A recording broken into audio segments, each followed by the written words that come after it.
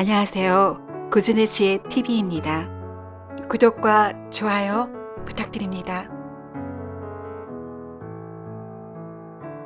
옛날 어느 마을에 날 좋고 꽃피는 봄이라지만 늘 울적한 기분에 사로잡혀 어제가 오늘 같고 내일 또한 그리할 것이라는 절망감에 침울한 안 못 보는 중년의 이선비가 있었다. 젊은 시절에는 하고 싶은 것도 많았고 내가 하고자 한다면 못 이룰 것이 없다는 자신감에 비록 내 집안이 한미한 양반 가문이지만 내 노력 여하에 따라 내 대에서는 이름난 명문가로 만들 수 있다 생각하여 열심히 과거 공부에 매진하였다. 하지만 운명은 이선비의 마음과 같지 않았다. 그토록 열망하던 과거 시험 한 번 치르지 못하고 주저앉는 신세가 되었다. 열을 동반한 돌림병을 앓아 죽을 고비를 넘기고 살아났으나 그만 시력을 잃고 만 것이었다. 넉넉하지 못한 가세는 더욱 기울었고 다음날 끼니를 걱정해야 할 정도로 공공해졌으며 아내가 부지런히 남의 집 상리를 해가며 하루하루를 연명하였다. 이선비는 앞을 보지 못했기에 자신의 꿈을 실현해줄 글공부도 더는 할 수 없었고 가장으로서의 역할도 제대로 하지 못하는 터라 심란한 마음에 내가 살아 뭐하나 하는 자포자기하는 생각까지 들었다. 자유롭게 바깥 출입하기도 어려운 이선비는 집에 홀로 머무는 시간이 많아졌는데 그러던 어느 날 이선비는 적막함 속에서 갑자기 많은 소리들이 이선비의 귓 속으로 쏟아져 들어왔다.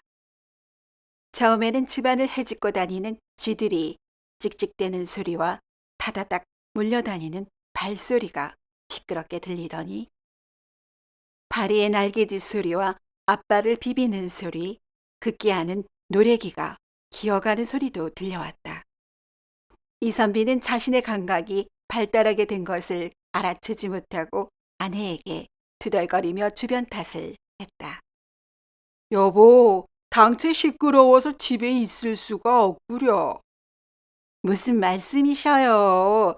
쥐새끼 한 마리 얼씬하지도 않고 조용하기만 한데 집안에만 계시지 말고 마당에라도 살살 다녀보셔요. 아내의 핀잔을 듣고 이선비는 무안에서 바깥마당으로 나오자 이젠 산들바람에 흔들리는 꽃잎 소리, 기어다닌 곤충의 가벼운 발걸음 소리 등 온갖 소리가 어우러져 들려왔다.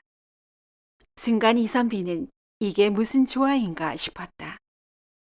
이렇게 이선비는 시력을 잃은 후 10여 년 동안 다른 감각이 더욱 예민해져서 각각의 소리를 구별해낼 수 있었고 이젠 멀리 떨어진 사람의 숨소리까지 듣게 되었으며 미약하나마 바로 앞일을 예측하는 예지 능력까지 얻게 되었다.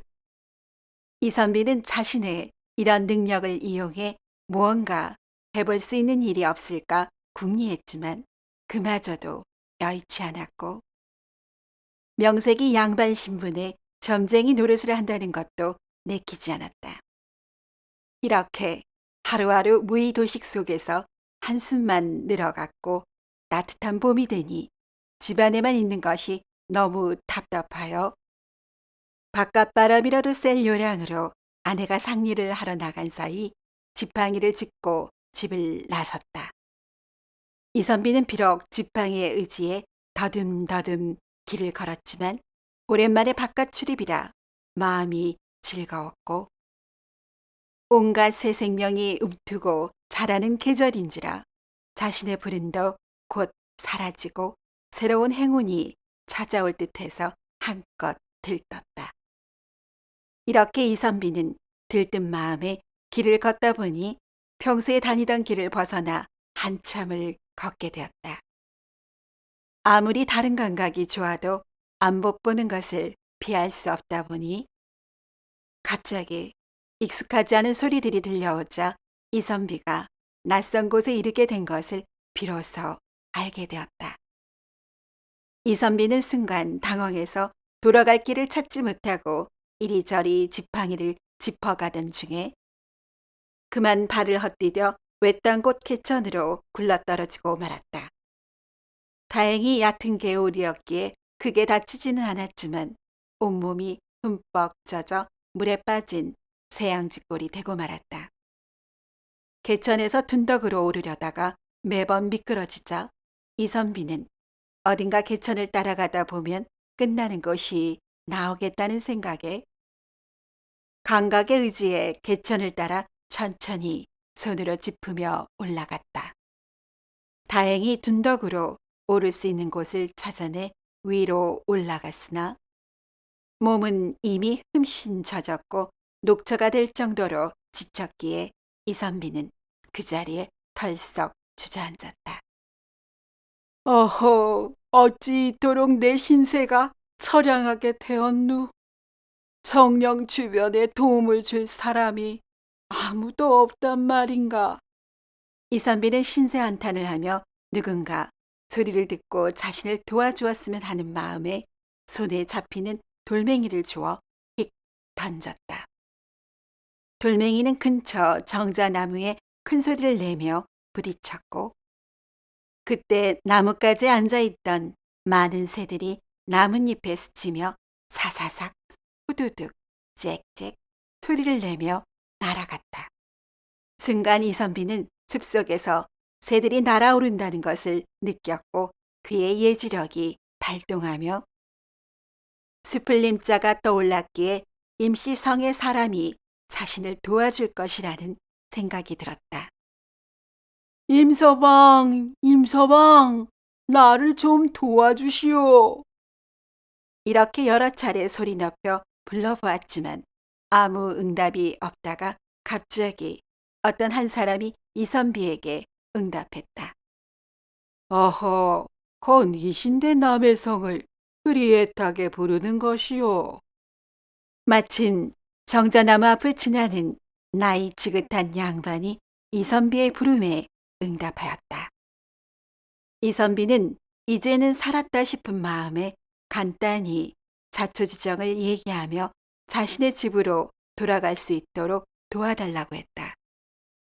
어허, 안 못 보는 선비가 어찌 동네 밖까지 나섰단 말이오.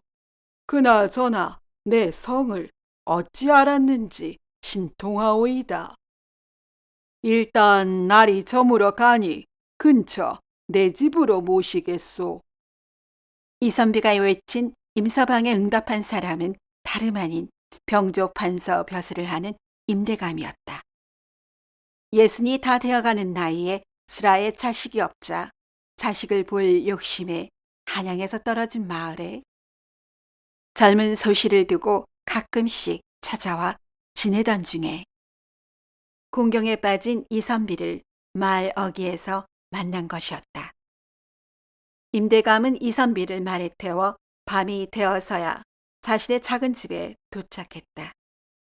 임대감이 이리 오너라 하고 수차례 대문 앞에서 외치자 한참이 지난 후에 젊은 아낙이 문을 빼꼼히 열어보고 임대감임을 확인하자 반색하며 맞이했다.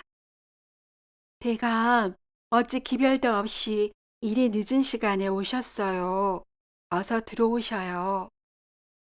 임대감 역시 젊은 아낙을 반갑게 대하며 집으로 들어갔고 이선비를 소개하며 자초지종을 얘기했다.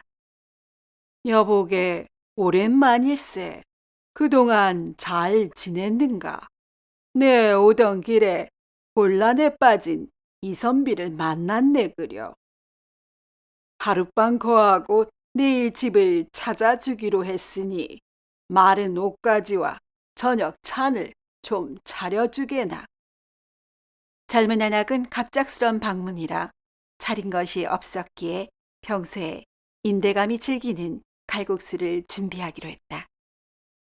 부산하게 부엌에서 텅텅 소리를 내며 반죽을 치대는 소리가 나자 임대감 역시 자신이 평소 즐기는 칼국수를 준비한다는 생각이 들어 젊은 작은 댁이 나를 이리도 생각하는구나라는 흐뭇한 마음에 미소를 지었다.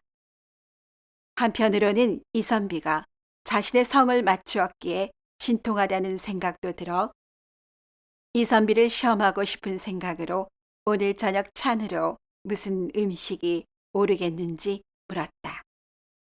한참을 귀 기울이며 생각하던 이선비가 오늘 저녁에는 수제비를 먹을 것 같다고 말하자 임대감은 속으로 칼국수가 분명한데 앞서 이선비가 자신의 성을 맞춘 것은 우연이었구나 라는 생각이 들어 빙그레 웃었다.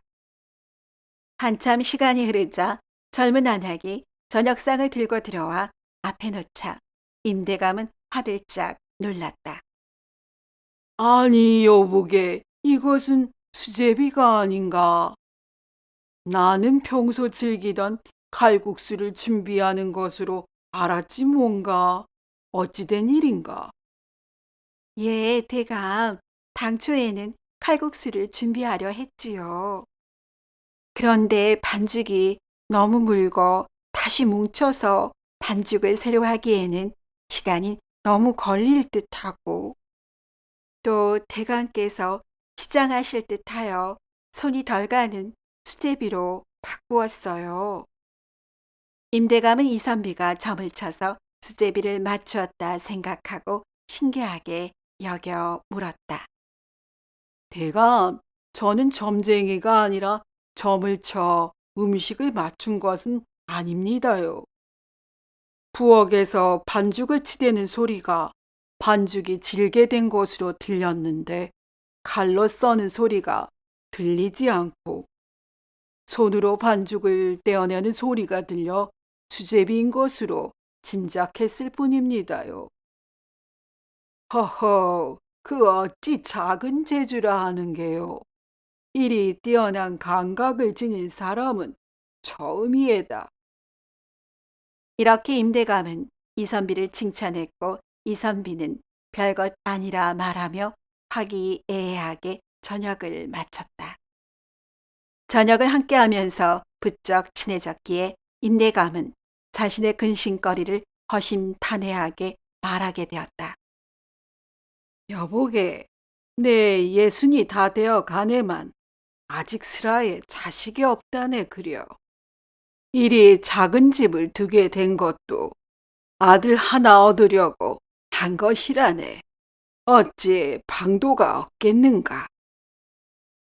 임대감의 말을 듣고 이선비는 한참을 생각한 후에 한숨을 쉬며 조용히 말했다. 대감, 지금 자식 걱정할 때가 아닙니다. 나리의 목숨이 경각에 달렸습니다. 오늘 밤 자실을 넘기시기 어려울 수 있습니다. 아니, 자네, 무슨 말인가? 내 목숨이 경각에 달렸다니. 제발 피할 방도를 일러주게나. 이 말에 이선비는 한참을 망설이며 차마 말하지 못하다가 임대감이 수차례 재촉하자 어쩔 수 없다는 듯이 말했다. 대감, 혹시 잘 다루시는 병장기가 있으신지요? 어허, 그야, 내 활솜씨는 조선 팔도에서 나를 자가 없다네. 무수한 전장에서 적장을 멀리서 쏘아 떨어뜨렸다네. 그 공으로 지금 이 자리까지 왔지 않겠나? 이 말을 듣고 이선비는 대감에게 마당으로 나와 활을 꺼내 안채를 향해 활을 쏘라고 말했다. 이에 임대감이 의아해하며 말을 들으려 하지 않자 이선비가 재차 요청했다.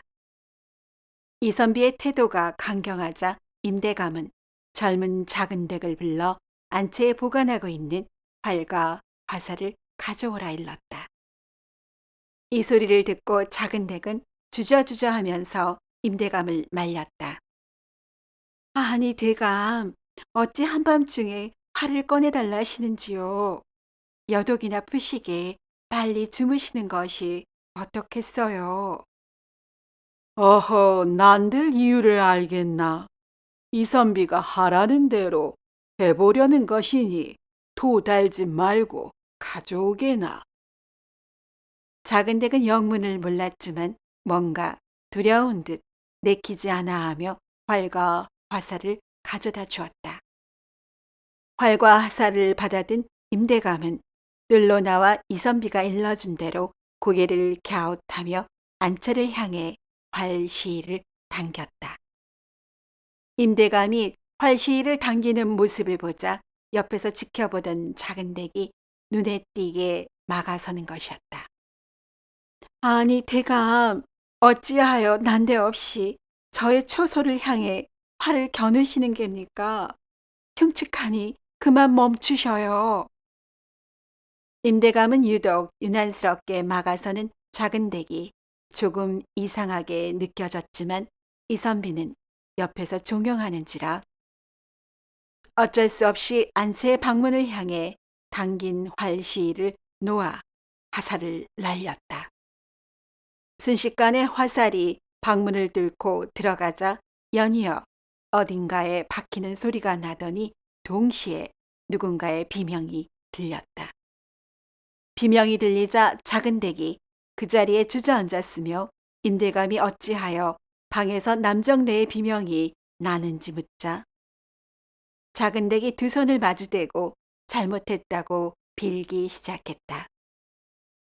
작은 댁의 반응이 이상하자 임대감은 급히 방 안으로 뛰어들어갔고 이선비도 뒤따랐다.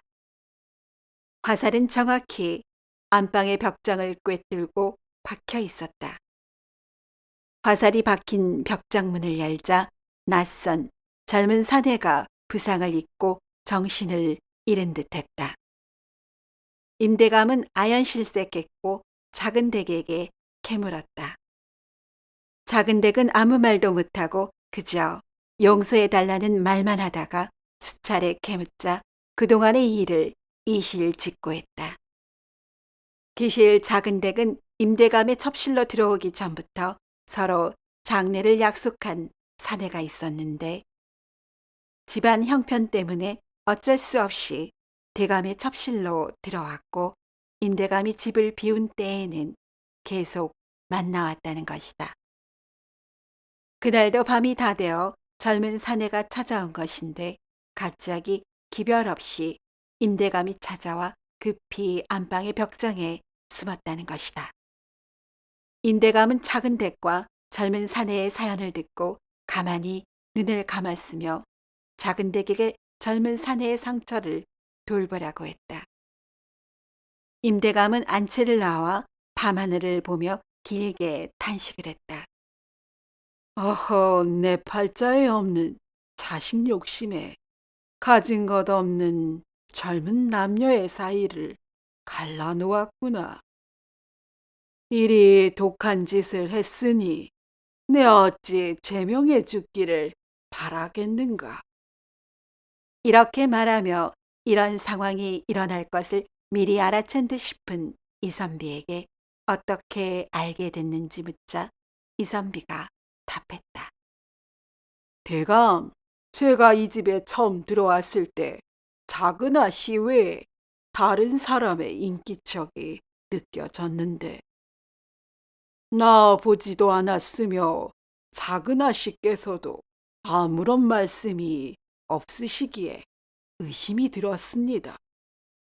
필시 오늘 밤 대감께서 안방에 들어 주무셨다면 해를 입을 것이 자명한지라. 오늘 자실을 넘기기 힘드실 것이라 여쭌 것입니다요. 임대감은 이선비의 타고난 감각과 성견지명에 감탄했으며 이리 훌륭한 인재가 앞을 못 본다는 이유로 출사도 하지 못하고 죄야에 묻혀 지낸다는 것이 안타깝게 느껴졌다. 며칠 뒤 임대감은 작은 댁에게 재물을 주어 집으로 돌려보내고 젊은 사내 역시 놓아주었다. 이선비에게는 두 젊은 남녀의 일을 함구하도록 부탁하며 말했다. 여보게, 자네가 세 사람의 목숨을 살렸네 그려. 이 말을 듣고 이선비가 옅은 미소로 끄덕이자 임대감이 자신이 한 말의 의미를 알겠느냐고 말하자 답했다.